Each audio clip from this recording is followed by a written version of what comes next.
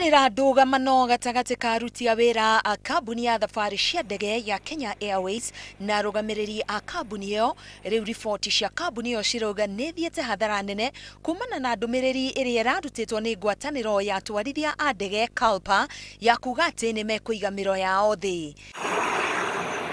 Kenya Airways yũrĩtie KALPA kũgũkwo riboti ĩyo nĩ gũkorwo athii aingĩ nĩ mambĩrĩirie gũkanja thabarĩ ciao na kambuni ĩyo kuma mũgomo ũcio ũtangathwo. Minista wa ũkui James Macharia nĩ orĩtie ngwatanĩro ĩyo ĩtige kũingĩrĩra ũtongoria wa Kenya Airways.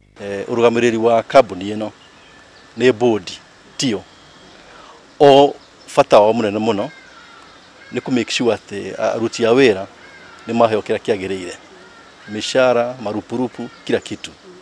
Na kuoguo tumerete ati matigane uhoro wa management ya kambuni tumashi mandu ma board.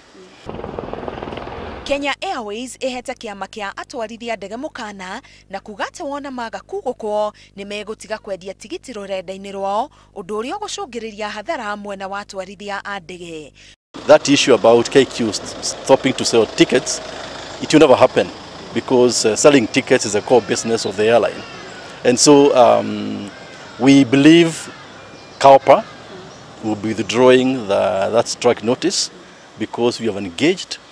We have told them there are some things we can't tell them, because Kenya Airways is a listed company. Mweri wena mwaka ũyũ rĩrĩa kĩama kĩu gĩa atwarithia ndege kĩrĩga kũheana notithi ya mũgomo, Kenya Airways yugĩte nĩ yatarire hathara ya ciringi mirioni 200. Hĩndĩ ĩno kambuni ĩyo yugĩte yahota gũte ndũgũ gatagatĩ kao na kambuni ingĩ iria ciĩrutĩire kũmanyitĩrĩra kĩmbeca nĩguo mahote gũcokereria riri wao. Ngĩribotera Inooro TV, Getwo Karo Kinyugo Mwaura.